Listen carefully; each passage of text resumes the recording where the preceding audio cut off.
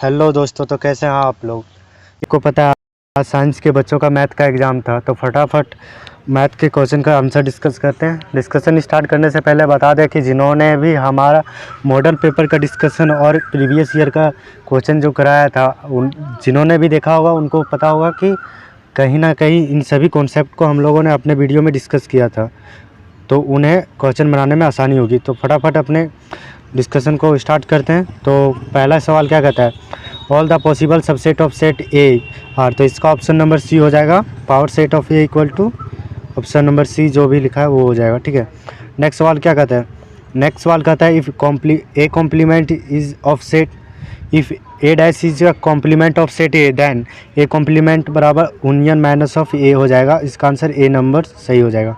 Next सवाल क्या कहता है, नेक्स्ट सवाल है if A and B are two set such that number of A in 27, number of B in 35, number of A union B 50, then number of A intersection B क्या हो जाएगा। तो इसका आंसर हो जाएगा ऑप्शन नंबर बी 12।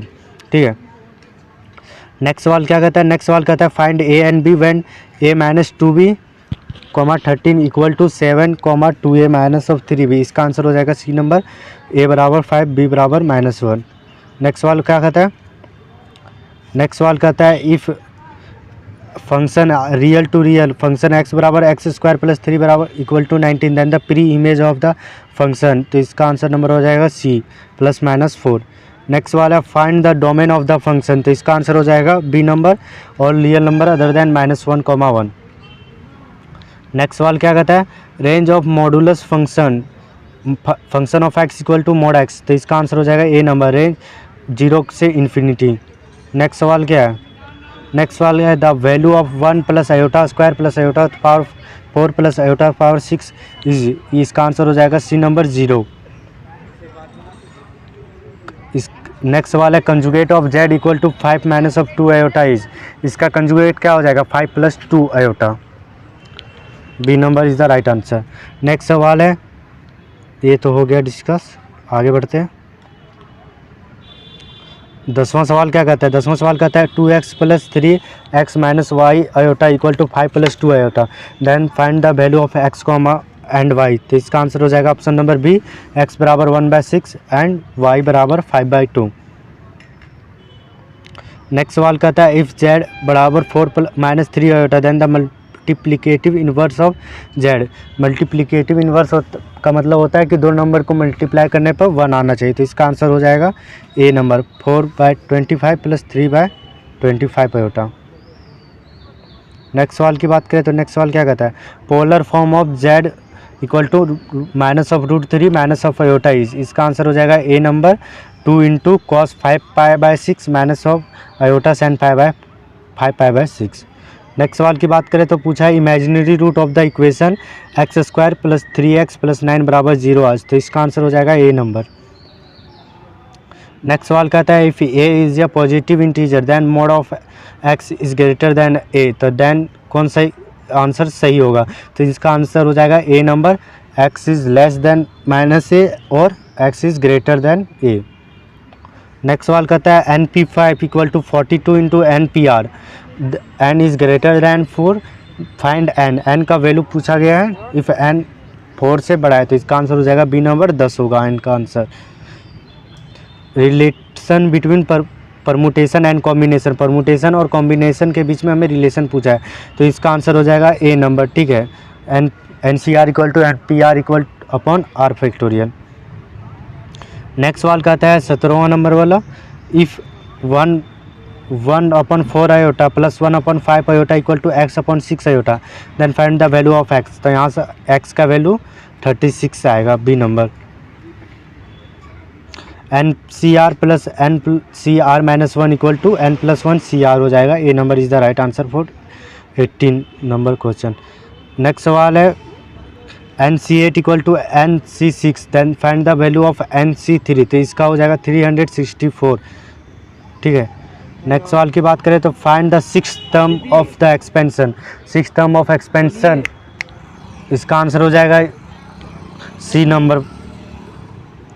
ठीक है, next सवाल का बात करें तो which term of AP equal to 9, 4, 19, 24, 29 is. इसका बोल रहा है 379 केवा टर्म होगा इस एपी का, तो इसका हो जाएगा answer number C number 75 term होगा। ठीक है, नेक्स्ट सवाल की बात करें तो what will be the sum of all natural number between 100 and 1000 which are divisible by 5। बोल रहा है 1000 और 100 के बीच में 5 से डिविजिबल नंबर का सम पूछा हुआ है, तो इसका आंसर हो जाएगा ए नंबर।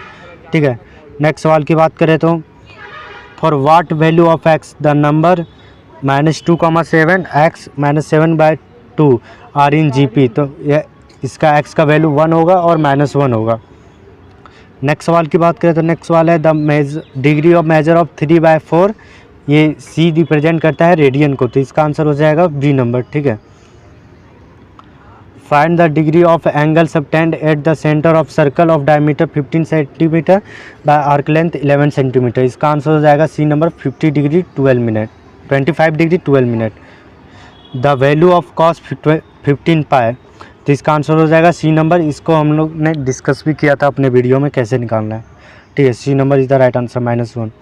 नेक्स्ट सवाल की बात करें तो नेक्स्ट सवाल में पूछा गया है कॉस 41 पाई 4 इजी, ये भी हम लोगों ने डिस्कस किया था, इसका आंसर हो जाएगा पी नंबर -√2। हम लोगों ने डिस्कस किया था कि किसी भी एंगल में हम लोग 2 पाई का मल्टीपल सब्ट्रैक्ट या ऐड कर सकते हैं, तो यहाँ से हम लोग सब्ट्रैक्ट करके आसानी से निकाल लेंगे। नेक्स्ट सवाल की बात करें तो नेक्स्ट सवाल कहता है tan x + y is equal to tan x + y किसके बराबर होगा, तो ये हो जाएगा tan x + tan y upon 1 - tan x tan y, ये number is the right answer. The value of tan 13 π/12, इसका आंसर हो जाएगा B number 2 - √3। If cos square theta equal to cos square alpha then general solution is, इसका हो जाएगा C number n π ± alpha. When two lines L1 L2 are perpendicular to each other then their slope M1 M2 are related है, M1 M2 equal to -1 हो जाएगा। ठीक है, intercept form of a straight line, तो x/a equal to +y/b equal to 1 हो जाएगा इसका answer.